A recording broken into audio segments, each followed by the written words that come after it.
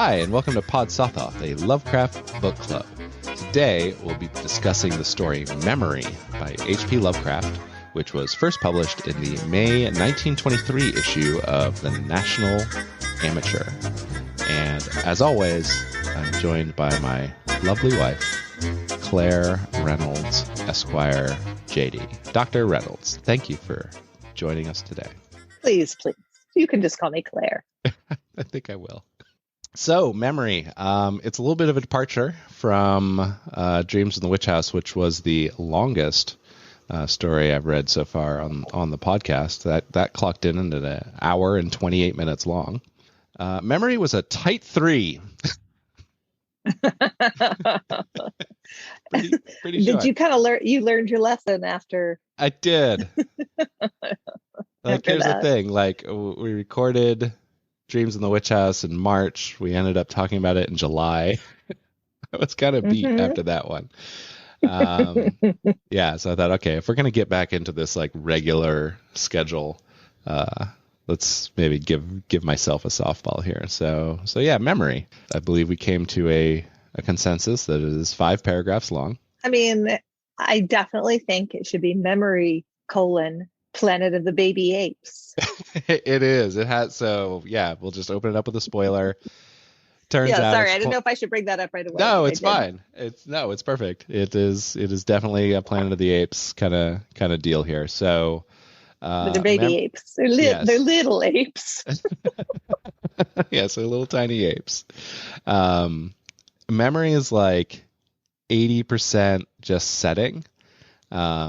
It's all just jungle and ruins, and it's the River Than that runs through it, and then we meet the two speaking characters, which is the genie who haunts the moonbeams, and the demon of the valley. Yes, go on. This one very much felt like he was just vomiting out words. He had a whole bunch of freaky let's get eerie, spooky words, put them in a bowl, and pull them out. Okay, so true. You could probably compose this with a set of refrigerator magnets. You put a bunch of tiny apes in a room with a bunch of tiny typewriters. So I feel like you're fixating on the line, and in the trees that grow gigantic in crumbling courtyards leap little apes. What are the Monchichis is what you're thinking of, yeah. I think? No, they're in my head, they're gorillas, but just tiny. Yes.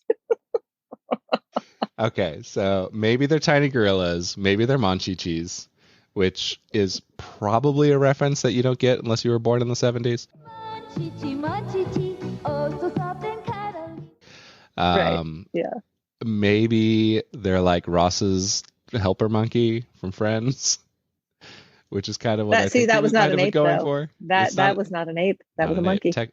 Yeah, so it's all it is so there's this jungle, right? Okay, and there's little apes.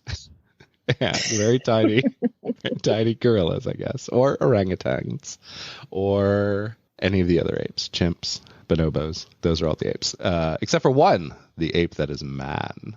Right. And so that's the remaining ape.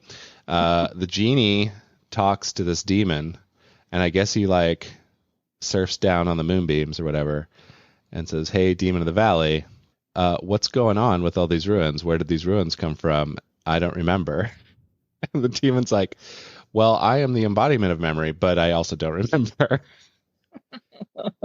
very much, except I remember that they were called man." And that's the big reveal. The whole thing is super short, right? It's 5 paragraphs. And how dare you... The genie comes down like Columbo, or it's I feel like the genie knows already. You think he's just testing the demon? He's just messing with him. He's like, "Oh, I'm just a country lawyer." I guess that's not really Columbo. That's more. I'm just a moon genie. I'm just a moon genie. I forget much. Tell me in your own words, clearly, so the court can hear them. The name of them who built these things out of stone. I have many thoughts on this very short story. One, it is an example of flash fiction, which I don't know how popular that was in the 20s. I did no research on that. Flash fiction is a thing that gets taught in undergrad creative writing classes because it's easy and short. And I took a creative writing class, and I wrote some flash fiction in my youth. You did? Do you still have them? I don't. Story? And so I took a creative writing class at University of Pittsburgh, and this is one of my brushes with fame. The mom of the lead singer of Rusted Root was in my class. That's why you're asking me about Rusted Root. Yeah, I wasn't super sure if Rusted Root was like a regional band or if like people outside Pittsburgh knew about it. And so I thought you were going to say the mom of HP Lovecraft. Yes, HP Lovecraft's mom. No, it was Michael Globlicki's mom was in my class, and I'm like, oh wow, look at you. And anyway, yeah, so I wrote flash fiction, and mine was like 80% of it was just like super gore, serial killer, like dissection of a body, basically. But then the twist at the end, because they all have a twist, because that's how flash fiction works. Mm-hmm. The twist was it was just a dude who was butchering a deer in his garage. But like I just used pronouns on the whole thing. It's like he opened up her chest and blah, blah, blah, like stuff like that, right? And so I had to like read up because I don't know anything about hunting. And so like the work of it for the class was researching a thing that I didn't know anything about and then writing flash fiction about it. And so I'm like, oh yeah, well, how do you dress a deer? Like after you do the thing. And so I learned how to do that. And then I made it like as gross and creepy and splatterpunky as possible. And that was the story. But and it does not survive. Did you get? I got an A, of course. Come on. Yeah. So that's my creative writing story. I appreciate this for what it is. Like, it definitely sets the setting. It's all setting. That's the whole thing. Yeah. And it's fun. Yeah. It's fun. I just make fun of it because, because now that we're in a post Planet of the Apes world, I was like, oh, these beings of yesterday were called man. Yes. From the River Than. Right. Right. And one of them was named Stan. Shazam. See, that's where he really could have gotten creative, Okay. Well, okay, yeah, but the final line, right? So Genie flew back to the thin-horned moon, and the demon looked intently at a little ape in a tree that grew in a crumbling courtyard. So, like, I feel like this demon is like willing some evolution into this ape. He's like, no, let's have another go at this. Oh, that's kind of cool. I think it's a little more cyclical. That's kind of cool. Because like I did not think of that at all. And I don't think it's connected to anything like in the mythos. I wouldn't be surprised if there was an Arkham Horror, basically one location somewhere else. Why else would he look? No, I can totally see that. So that means the genie now that makes me feel like the genie is even more of an evil genius because he started it off though. He went down and he was like, I felt like that's what happened is he came down here and he was like, I'm going to see if I can jog some, get this demon going. It's hard to do flash fiction well. So like because like it's real, I mean, you're basically making one scene. The key to flash fiction is that like it implies a larger story. That you kind of fill in on your own. Yeah, I can see like it. That's the thing, right? It doesn't have to do the work, but like it actually is work, I think, to trigger that. So yeah. So it's like if they didn't, way back when they used to do good trailers for movies. Mm-hmm. Now they just tell you the entire thing. You just watch the trailer and you're good. Yeah. Well, we'll have to write the rom-com for this. For memory. Starring Ryan Reynolds. He's a genie and she's a demon. It's after the fall of man, and will they fall in love? Dun, dun, dun, dun, oh, don't worry. Dun, dun, dun, I have the musical cue queued up. I need to put it on a button so I can just play it live, like in the podcast. But All right. So, we have a correction. So that's it. That's it for memory. If you just were here for listening about memory, then that's the end of the podcast for you. In other news, we have a correction from the last discussion episode, Dreams of the Witch House. So you and I, Claire, we lamented the fact that there was never a Stuart Gordon style film treatment of Dreams of the Witch House. And lo and behold, what did we find? We found the very thing that we said that we were sad that we didn't have. Yeah. Yep. So it turns out there is an hour-long Dreams of the Witch House, directed specifically by Stuart Gordon and written by him, I think. It doesn't have Jeffrey Combs in it. It's not Jeffrey Combs. But it was in season 1 of Masters of Horror, which is available to stream. We saw it on Amazon Prime because, I don't know, you found it. I don't know.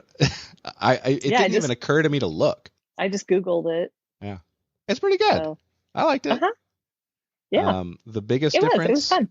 From the story is kind of fast forward modern day. He's got a laptop and everything, right? The biggest character difference is his buddy Frank is a lady, and so because of Stuart Gordon. That's right. So there's a bit of a romantic interest there. But it plays well. I liked it. I really like the treatment a lot. I've watched a couple other episodes of Masters of Horror, and Clive Barker has one in there. It's pretty good. If you want some kind of middle 2000s horror that is definitely inspired by Buffy, this is the serial for you. Now I know, Claire, that you hate short form serial. Anything. I do, because I get you. It's I don't want to get full. I don't want to get myself. I don't want to invest time in something that I'm only going to be with for an hour. I don't know. I kind of like it, and I think that's the theme of today's episode is short form. Do we need did we need a whole movie of Dreams in the Witch House? Maybe. I don't know. There's a lot that didn't get covered in that, the whole business of Gilman refusing to go to a psychiatrist, right? That's a big part of the story, and it just doesn't come up at all in the Stuart Gordon treatment of it. Since it's still the same month as the time that I released Memory, because we're slowly getting to a better delivery schedule here, I don't have nearly as many letters or anything like that. Well, that's okay. You know who wrote in, of course. Sean Patrick. Sean Patrick. What up, Big T? Stop. Oh, no, I love Sean Patrick. Are you kidding me? Where's he from again? I have no idea. It's from the internet. Just for the... Yeah, that's all I know. But yeah, he as soon as we published, he was up in my DMs. He's like, "Hey, you're back. Awesome." He's the best. He's the best. Yeah, he's the best. He's a super fan. Number one. We'll see you in Providence, hopefully in 2022, which is where we'll be. But yeah, that's it. That's all I got. Just a shout out to Sean Patrick. What? And and my mom and dad. That is it. If you want to get in touch with us and talk about Lovecraft stuff, we're all ears.